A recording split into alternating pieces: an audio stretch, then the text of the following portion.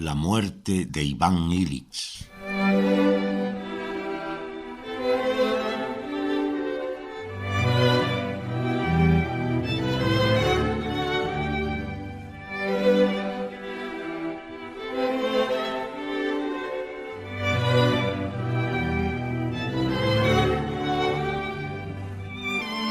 A los 25 años, Iván Illich había contraído matrimonio. Su mujer tenía un humor horrible y la vida de casado poco a poco se le fue volviendo insoportable. Tuvo varios hijos. Aunque algunos murieron jóvenes, finalmente le quedó una hija mayor y un hijo pequeño. Después de años con tormentas conyugales, decidió dividir su vida en dos lados: su trabajo en el Palacio de Justicia, era un magistrado de alto nivel, y su familia, que había reducido a pocos momentos. Lo único que le quedaba al matrimonio eran breves arrebatos amorosos, que enseguida se desvanecían. Eran como islotes a los que se agarraban de vez en cuando, antes de lanzarse de nuevo al mar de la hostilidad disimulada, que se manifestaba en un alejamiento mutuo. Pero lo principal para Iván Illich era el trabajo. En el ámbito judicial concentraba todos sus intereses: la conciencia de su poder, la posibilidad de aniquilar a quien le viniera en gana, la solemnidad que acompañaba a sus entradas en el tribunal, los éxitos que alcanzaba delante de sus superiores e inferiores. Todo eso, unido a las conversaciones con los amigos, las comidas y las partidas de cartas, le llenaba de alegría y daba sentido a su existencia.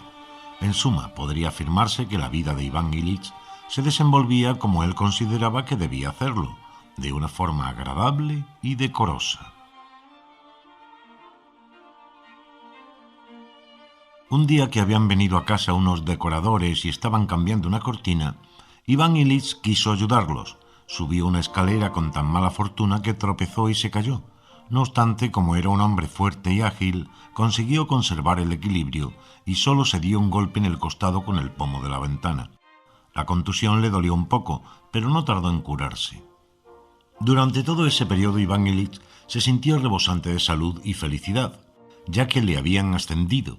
Todo seguía un curso uniforme, sin cambios, todo iba a las mil maravillas, y no se podía calificar de enfermedad el hecho de que Iván Illich se quejara a veces de tener mal sabor de boca o de que algo le molestaba en el lado izquierdo del vientre.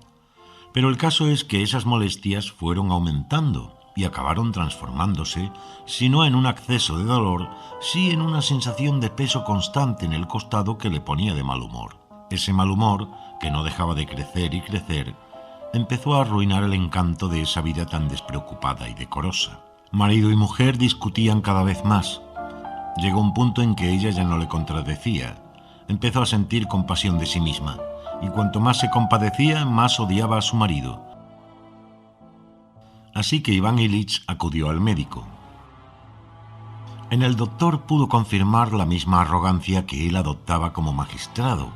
A Iván Illich solo le importaba una cuestión: ¿revestía gravedad su caso o no? Pero el médico se desentendía de esa pregunta tan fuera de lugar.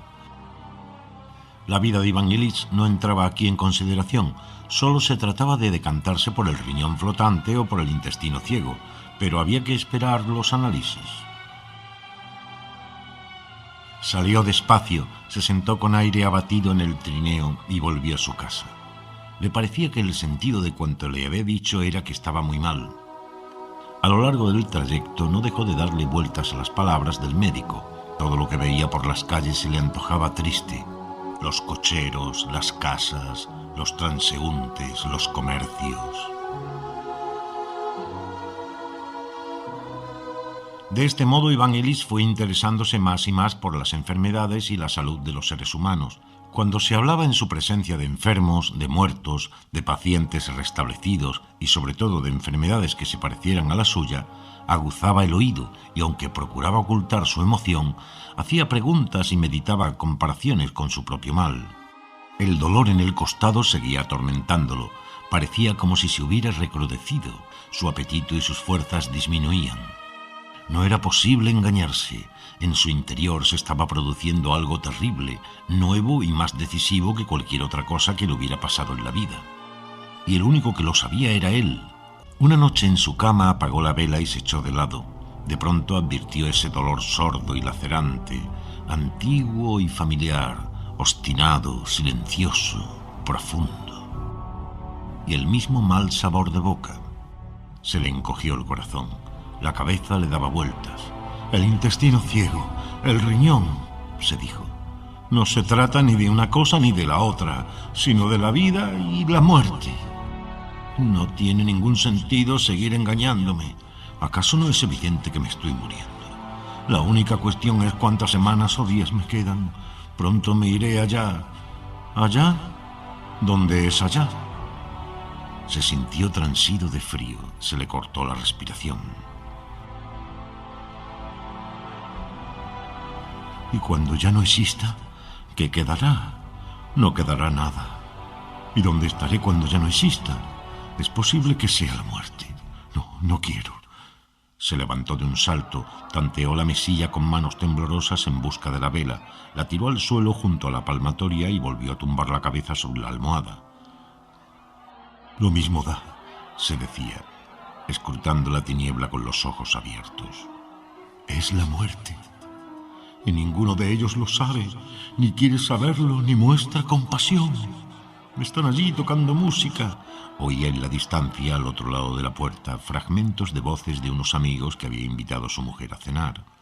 Les da lo mismo, pero también ellos se morirán. Idiotas. Yo primero y ellos después. También les tocará a ellos. Y sin embargo, allí están tan contentos. Animales. Lejos de acostumbrarse a esa situación, era incapaz de comprenderla. No le entraba en la cabeza que pudiera pasarle algo así.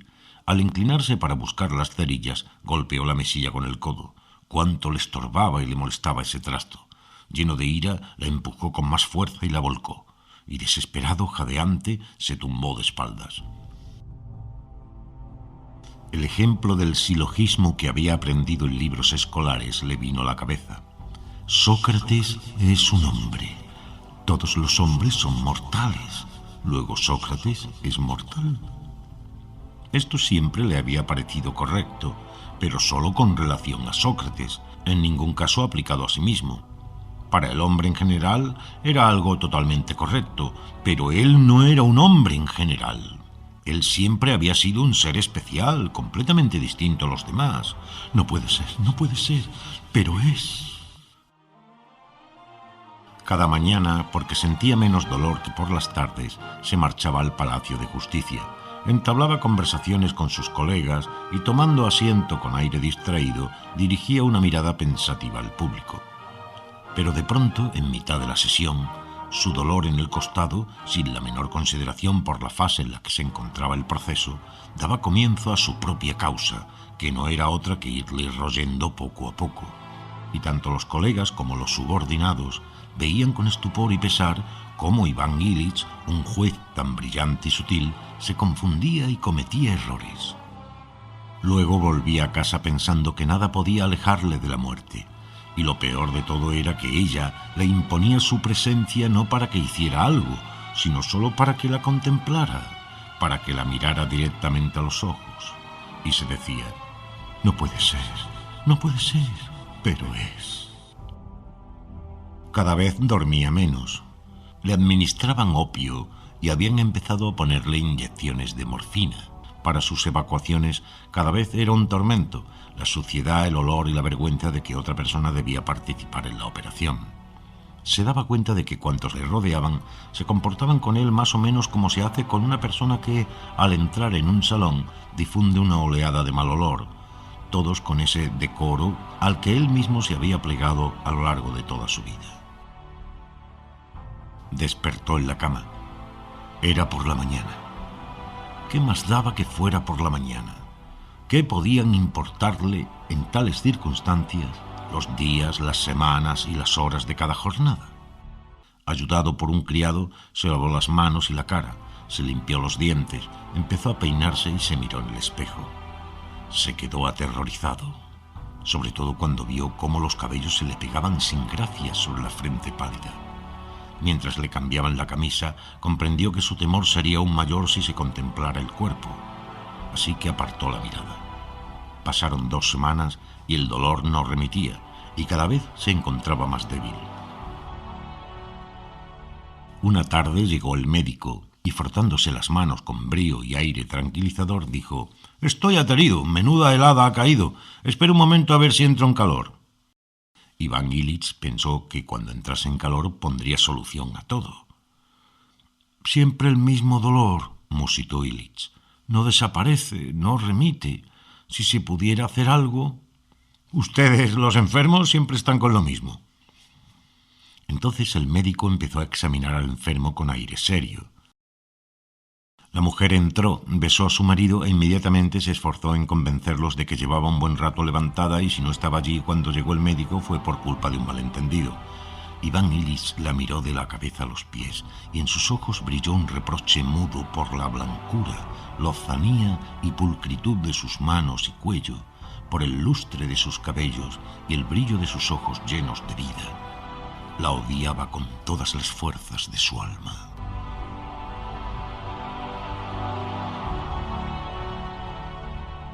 Aquella noche en la cama se echó de costado, sobre el brazo, y sintió pena de sí mismo.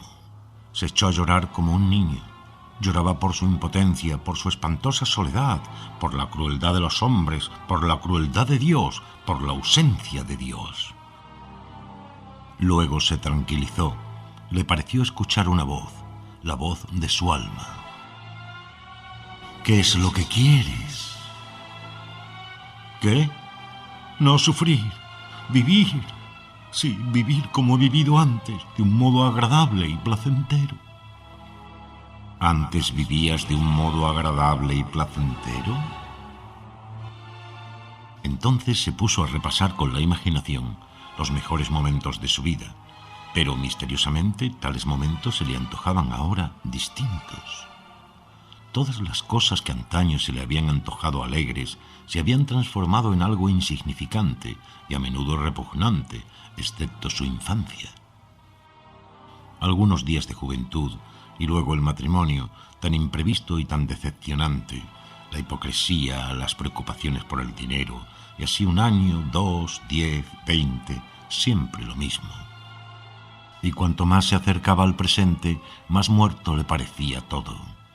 Según la opinión ajena, había estado subiendo, progresando, pero en realidad la vida se le había escapado bajo los pies. Y ya estaba todo hecho. Solo le quedaba morir. Pero, ¿qué había pasado? ¿Por qué? No podía ser. Había algo que no cuadraba, pero cabe la posibilidad de que no haya vivido como debería haberlo hecho. Se le pasó de pronto por la cabeza. En los últimos tiempos sentía una soledad completa, tumbado de cara al respaldo del sofá, una soledad en medio de la ciudad populosa, entre numerosos conocidos y familiares, una soledad que en ningún otro lugar podría haber sido más completa que en rincón alguno de la tierra. Se le ocurrió pensar que su trabajo, su modo de vida, su familia, los intereses mundanos y profesionales, todo eso podía no ser la verdad de la vida. Esa mañana, cuando vio al criado y después a su mujer y a su hija, y más tarde al médico, cada uno de los gestos y palabras le confirmaron la terrible verdad que se le había revelado en el transcurso de la noche.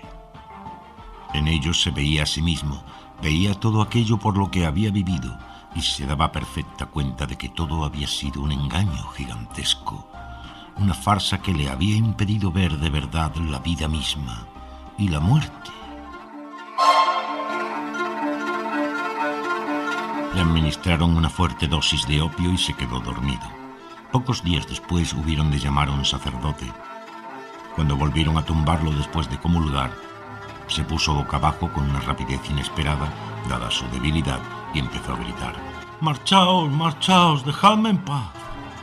Fue entonces cuando comenzó ese grito, que duró 3 días seguidos sin interrupción, tan terrible que no era posible escucharlo a 2 puertas de distancia sin quedar horrorizado.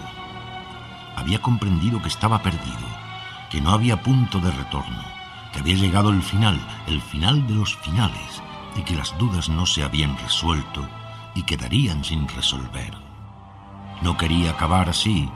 Se lo impedía el convencimiento de que su vida había sido ejemplar, pero una y otra vez volvía el pensamiento: Su vida no había sido como habría debido ser. Se preguntó cómo debería haber sido y a continuación guardó silencio y se quedó escuchando. Se dio cuenta de que alguien le estaba besando la mano. Abrió los ojos y vio a su hijo y sintió pena de él. También se acercó su mujer, con la boca abierta y las lágrimas cayéndole por la nariz y las mejillas. Lo contemplaba con expresión desesperada. Iván Ilitch quiso decir la palabra disculpa, pero en lugar de eso dijo culpa.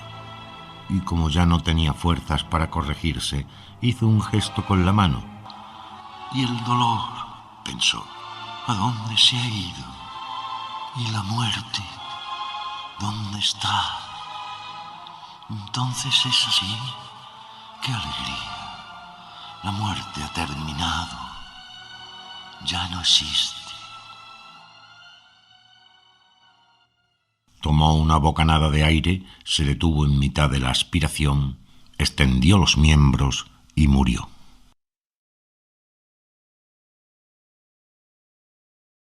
Cuando Piotr Ivanovich, magistrado del Palacio de Justicia, supo de la muerte de su compañero Iván Ilitch, acudió a los funerales. «En los últimos días sufrió muchísimo», le dijo la viuda, «unos padecimientos atroces, 3 días y 3 noches seguidos gritando, sin concederse un respiro, fue insoportable». ¿Tanto? Al pensar Piotr Ivanovich en los sufrimientos de un hombre al que había conocido tan de cerca, primero como muchacho alegre en la escuela, luego ya de adulto como compañero, se horrorizó. Volvió a ver la frente del difunto y sintió miedo por sí mismo. 3 días y 3 noches de terribles sufrimientos y después la muerte. Lo mismo puede sucederme a mí en cualquier momento, en este mismo instante. Se aterrorizó. Pero inmediatamente vino en su ayuda la socorrida idea de que era a Iván Ilitch a quien le había pasado todo eso, no a él, que a él no podía pasarle ni le pasaría nada parecido.